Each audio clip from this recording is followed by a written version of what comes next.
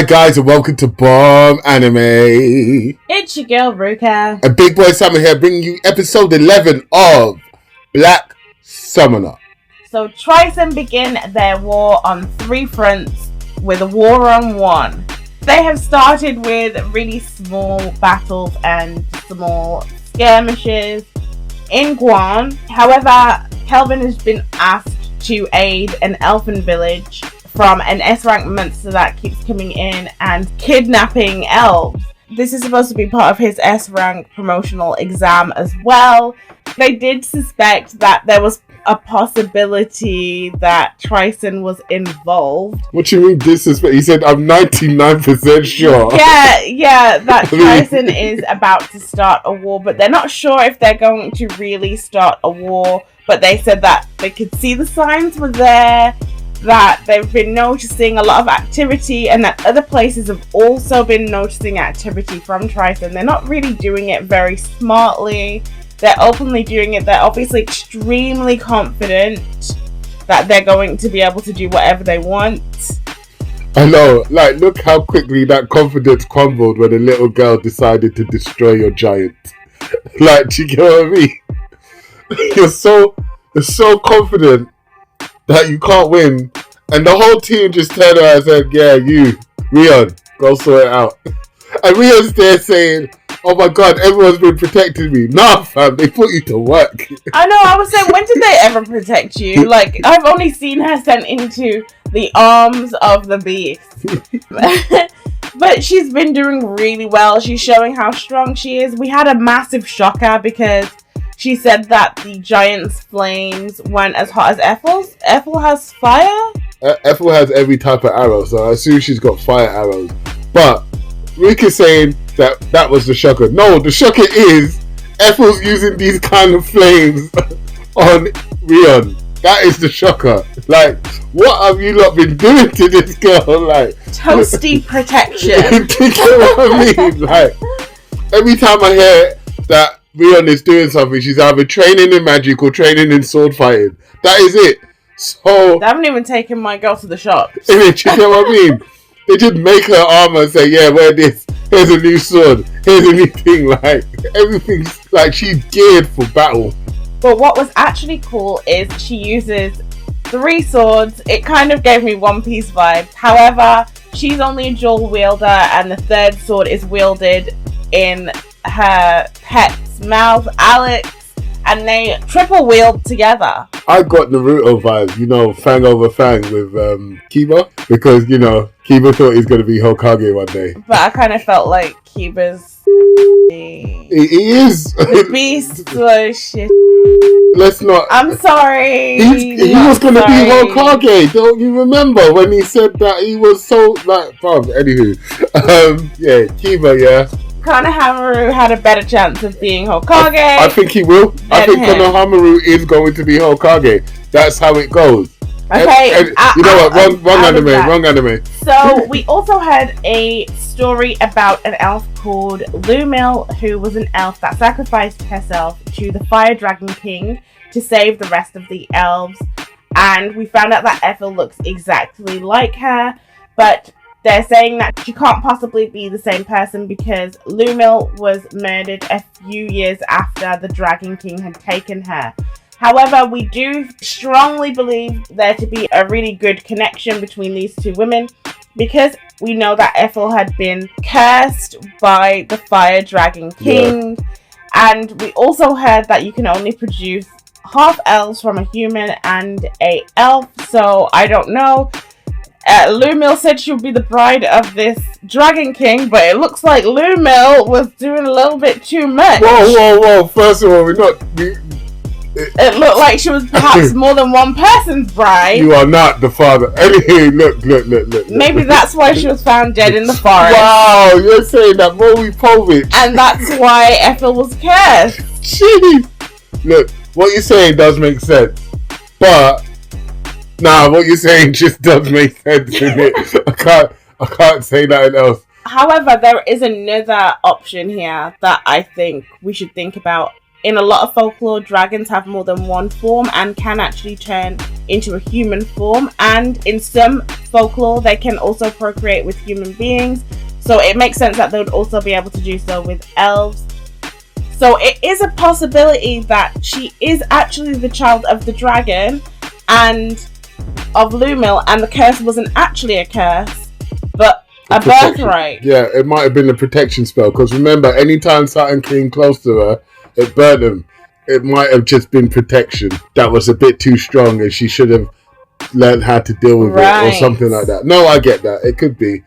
So, Dragon Daddy might be the father, Dragon Daddy might not be the father. But who takes a dragon's bride and kills them? Do you get what I mean? What kind of madman person, whatever, decides to go and get the bride of a dragon and dump their body in the forest? Like, that's some not so fam. That is, yeah, Death Wish 101. And I truly do believe that the dragon did not have anything to do with this. Same. Death, because he could have just eaten her. Yeah, at any point. Look, if she burned her. Yeah, that's it. If she was going to die and he is the Dragon Fire King, he's going to turn into some toast. So, looking stabbed in the forest, that is something else. That is not him. Yeah, there's obviously more to the story, and I'm looking forward to when they actually tell us. But since we're on like episode 11, I wouldn't be surprised if we don't get that information. Yeah, not this season. The mixed beast army were the ones that were actually kidnapping the elves, and they also mentioned that TRYSEN had bought a collar from a mysterious merchant that could actually control S-rank beasts. So we did see in the last episode this weird beastly figure with some form of a collar around the eyes. So that's obviously, they said it was a secret weapon. So it seems they have more than one of these secret weapons, because they also said this giant was one of their secret weapons. They've obviously been collecting S-rank monsters and controlling them and using them for their own purposes. So TRYSEN might actually be right here. They might have a lot more military power than the other nations, and with their extra abilities of being able to control these monsters and have them do their bidding, that does give them a little bit of a leg up as well. But we just saw Rion destroy one of those special monsters in like 3 seconds. So, ooh. They ain't got a Kelvin in it. They ain't got a Rion. They ain't got an Efil. They ain't got a Sera. They ain't got a Melfina. They ain't got a Grant. This crew that Kelvin has is actually something else.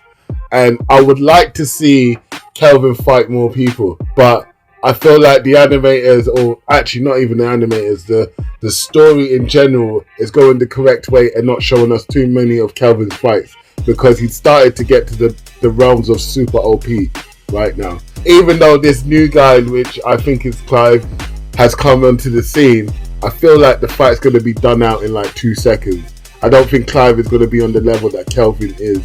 And even if he is on the level that Kelvin is, Kelvin's not the only hard hitter in his team. Everyone in his team is a force. So Kelvin plus team is better than Clive.